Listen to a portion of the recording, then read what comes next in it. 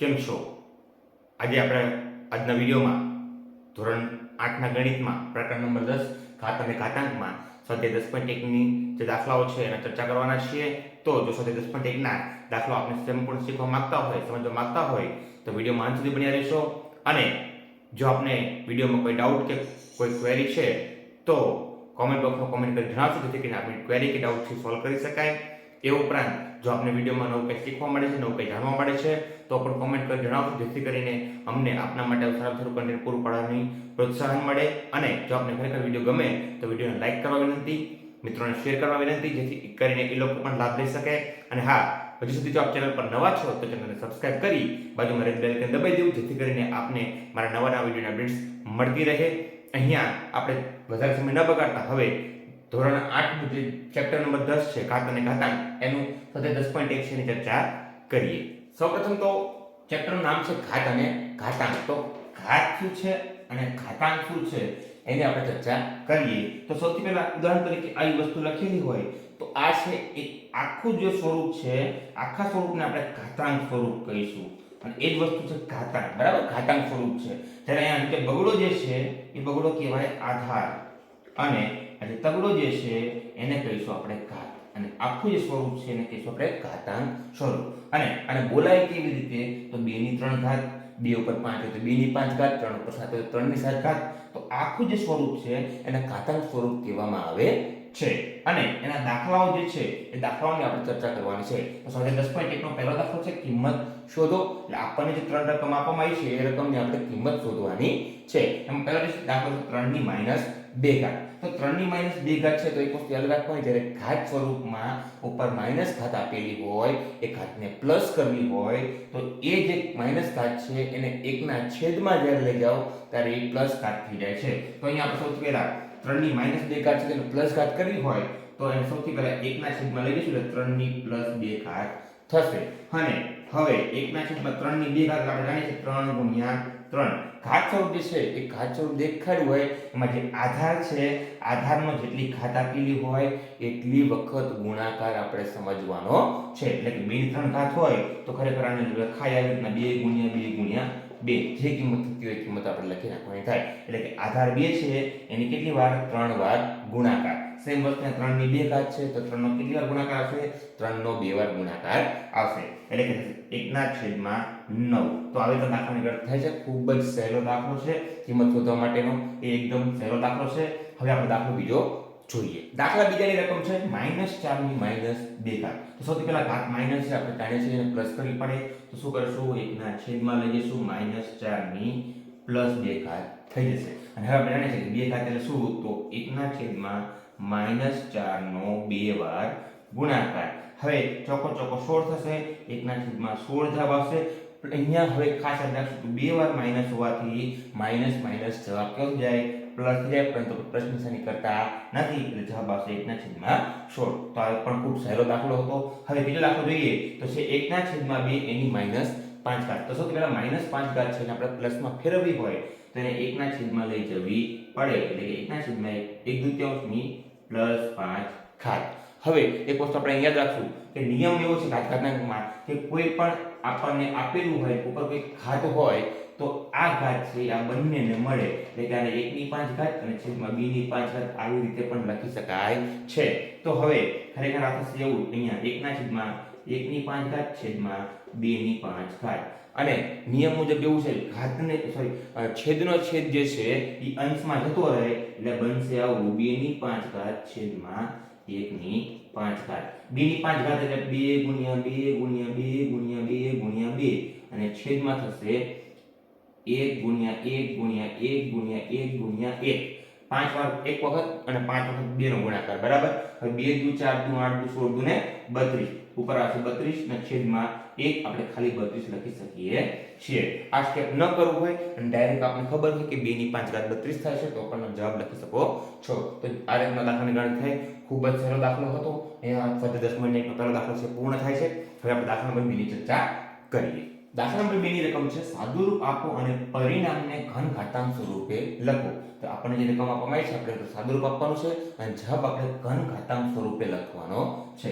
પહેલો દાખલો છે -4 ની 5 ઘાત ભાગ્યા -4 ની 8 ઘાત. તો તો સૌથી પહેલા તો અહીંયા -4 જે છે એની 5 ઘાત છેદમાં લખશું -4 ની 8 ઘાત. હવે નિયમ મુજબ એવું છે કે જ્યારે આધાર સરખો હોય, ઘાત સરખી કે અલગ અલગ હોય અને ભાગાકારનો સંબંધ હોય તો ઘાતની બાદબાકી થાય. આ નિયમ છે, પણ ઘાતની બાદબાકી કઈ જગ્યાએ થાય? તો ઘાતની બાદબાકી એવી જગ્યાએ થશે કે જ્યાં ઘાત મોટી છે.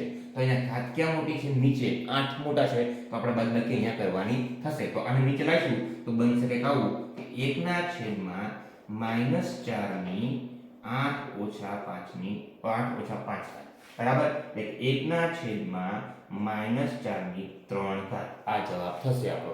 અહીંયા આપણે ઘાતાંક સ્વરૂપે જવાબ લાવવાનો છે, એટલે અહીંયા આપણો જવાબ આવી જાય છે. ફરી એકવાર કહું છું, શું છે? અહીંયા ભાગાકાર સંબંધ છે, આધાર સરખો છે, ઘાત અલગ અલગ છે, તો ઘાતની બાદબાકી થાય. ઘાતની બાદબાકી કઈ જગ્યાએ થાય? તો જે જગ્યાએ ઘાત મોટી હોય એ જગ્યાએ બાદબાકી કરવાની. તો સિમ્પલ 5 ની જ્યારે ઘાતાંક નીચે લઈ જવો છે તો 5 પ્લસ નીચે તો -5 ઘાત થાય, અથવા આપણે સીધી ગણતરી કરી બાદબાકી જ કરવાની છે. તો 8 માંથી આપણે 5 બાદ કરીશું તો 3 ઘાત વધશે. બીજો દાખલો છે 1/2 ની 3 ઘાત આખાની 2 ઘાત. તો હમણે જે નિયમ શીખાય એ મુજબ સૌથી પહેલા ઘાત બંને નાખીશું તો 1 ની 2 ઘાત થશે, છેદમાં 2 ની 3 ઘાત છે અને પાછી 2 ઘાત થશે. આ ઘાત છે બંનેને મળે, બંનેને આપણે ઘાત આપી. હવે 1 ની 2 ઘાત શું થાય? 1 થાય. અને ફરી પાછો ઘાતાંકનો એક નિયમ છે કે ઘાતની ઘાત હોય 2 ની 3 ઘાત એની 2 ઘાત. તો ઘાતની ઘાત હોય તો અહીંયા બંને ઘાત જે છે એનો ગુણાકાર થાય. તો ઘાતનો ગુણાકાર કરીએ તો 2 ની 3 ગુણ્યા 2 એટલે કે 1/2 ની 6 ઘાત થશે. અહીંયા ઘાતાંક સ્વરૂપમાં આપણને જવાબ મળે છે. હવે એક વસ્તુ સમજી લઈએ કે અહીંયા 2 ની 3 ઘાત અને ઉપર 2 ઘાત આપી છે, તો આપણે 2 ની 3 ગુણ્યા 2 કરી, પરંતુ 2 ની 3 ઘાતની 2 ઘાત આવી રીતના મતલબ કૌંસ આપેલો નથી, તો એનો જવાબ બદલાઈ જાય છે. ખાસ યાદ રાખીશું. તો અહીંયા 2 ની ખરેખર 3 નો વર્ગ થશે 9, એટલે 2 ની 9 ઘાત જવાબ થશે. આ બંનેનો જવાબ અલગ છે, બરાબર. ખાસ કૌંસ આપેલું હોય તો જ ઘાતની ઘાત સમજવાની છે. આ રીતના જ્યારે આપેલું હોય ત્યારે એનો જવાબ અલગ થશે. હવે બીજા દાખલાની ચર્ચા કરીએ તો બીજા દાખલામાં -3 ઘાત ગુણ્યા 5/3 એની 4 ઘાત આપેલી છે. તો સૌથી પહેલા આ બંનેની ઘાત સમાન છે, આપણે એને મોટા કૌંસમાં લઈ શકીએ છીએ. તો -3 એને ગુણ્યા 5/3, અહીંયા કૌંસ નહીં કરીએ તો પણ આપણે મોટા કૌંસમાં લઈએ છીએ, અને આખા કૌંસની 4 ઘાત. બંનેની કોમન ઘાત છે એટલે આપણે એને એક કૌંસમાં લખી શકીએ છીએ. હવે અહીંયા 3 એકા 3 એટલે બનશે -1 ગુણ્યા 5 આખાની 4 ઘાત. એ મોટો કૌંસ હશે. હવે ઘાત છે આપણે જાણીએ બંનેને મળે તો -1 ની 4 ઘાત એને ગુણ્યા 5 ની 4 ઘાત. એક -1 ની 4 ઘાત શું થશે? +1 થઈ જશે, એને ગુણ્યા 5 ની 4 ઘાત, એટલે કે 5 એકા 5 ની 4 ઘાત. આવી રીતના આપણને જવાબ મળે છે. ખૂબ સહેલો દાખલો હતો. તો ફરી એકવાર 3 દાખલા ખૂબ સહેલા હતા. હવે આપણે સાથે 10.1 ના દાખલા નંબર 2 ના જે બાકી રહેલા બે દાખલા છે એની ચર્ચા કરીએ. દાખલા નંબર 2 ના પાંચમા દાખલાની રકમ છે 3 ની -7 ભાગ્યા 3 ની -10 એને ગુણ્યા 3 ની -5. તો અહીંયા આધાર સરખો છે, ઘાત અલગ અલગ છે, વચ્ચે ભાગાકારનો સંબંધ છે. તો આપણે જાણીએ છીએ ઘાતની સીધી બાદબાકી થાય કે સીધી બાદબાકી આપણે કરીએ તો બનશે કે કહું 3 ની -7 -10 એને ગુણ્યા 3 ની -5 ઘાત. અહીંયા -10 આ છે, આ બાદબાકી નિશાની સાથે બાદબાકી કરી છે. હવે આપણે જાણીએ માઈનસ શું થઈ જાય? પ્લસ થાય તો 3 ની -7 પ્લસ 10 એને ગુણ્યા 3 ની -5 એટલે થશે 3 ની 10 માંથી 7 જાય વચ્ચે 3 ઘાત અને એને ગુણ્યા થશે 3 ની -5 ઘાત. આધાર સરખો, ઘાત અલગ અલગ, વચ્ચે ગુણાકાર સંબંધ હોય ત્યારે ઘાતનો સરવાળો થાય. આ પણ પહેલો નિયમ છે. તે નિયમ મુજબ આપણે સરવાળો કરીશું તો 3 ની 3 વત્તા -5. હવે અહીંયા પ્લસ લખતો નથી કારણ કે પ્લસ માઈનસ થઈ જશે, એટલે ડાયરેક્ટ આપણે 3 -5 કરીએ એટલે કે થશે 3 ની -2 ઘાત. 5 માં 3 જાય 2 વધે, 5 અંકમાં મોટા છે, માઈનસ નિશાની છે એટલે 2 આપણે માઈનસ થશે.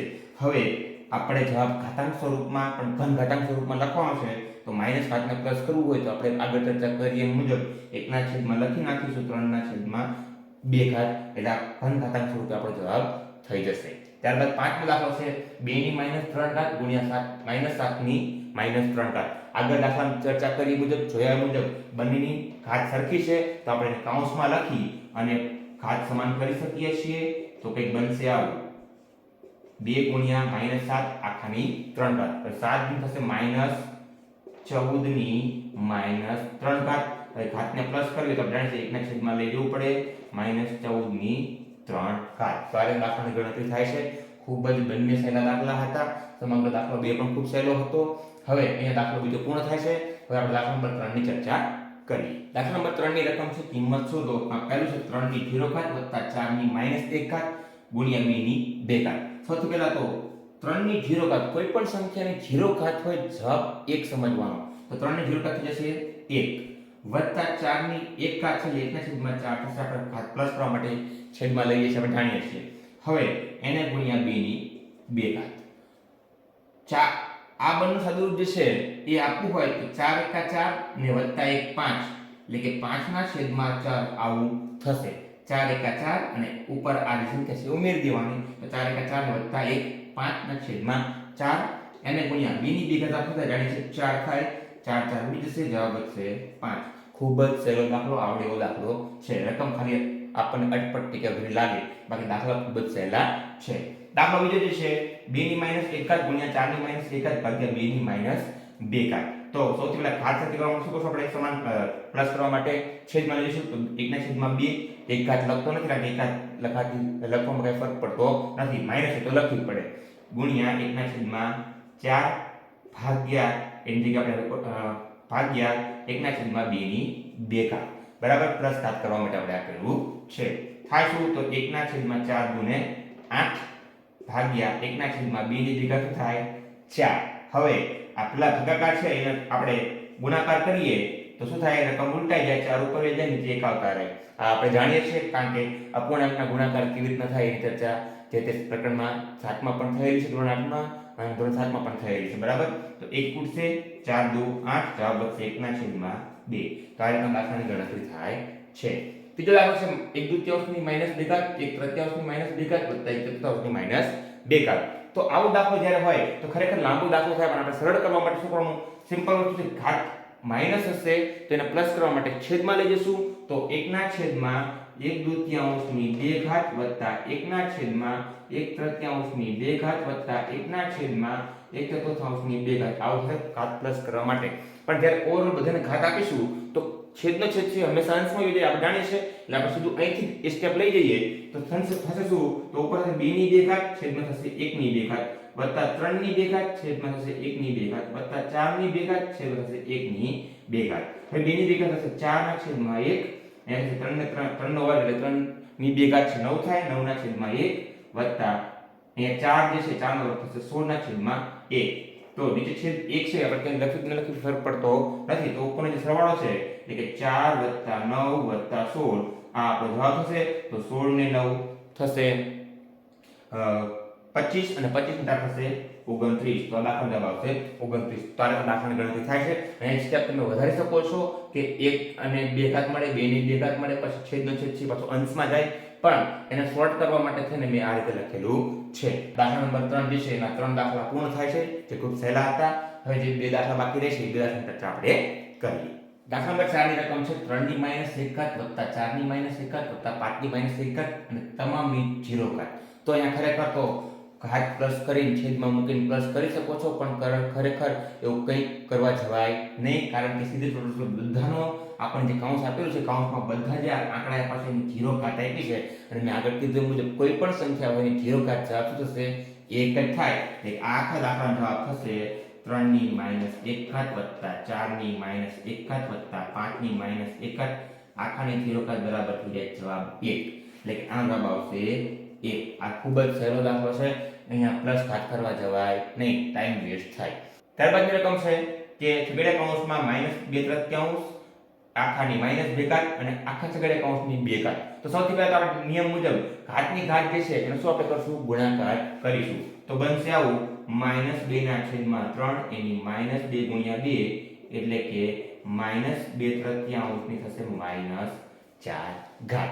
હવે આ ઘાત છે બંનેને મળે એટલે આવું બનશે -2 ની -4 ઘાત છેદમાં 3 ની -4 ઘાત. હવે ઘાત પ્લસ કરવી હોય તો મેં કીધું એમ 1 ના છેદમાં લઈ જાઓ, પણ અહીંયા ઓલરેડી ઉપર જે છેદ છે તો ખાલી રકમ ઉલટાઈ નાખો એટલે ઘાત પ્લસ થઈ જશે. તો થશે ઉપર 3 ની 4 ઘાત, નીચે થશે -2 ની 4 ઘાત. હવે 3 ની 4 ઘાત એટલે શું? તો 3 × 3 × 3 × 3 અને છેદમાં -2 ની 4 ઘાત એટલે -2 × -2 × -2 × -2 4 વખત આપણે -2 નો ગુણાકાર કરીશું.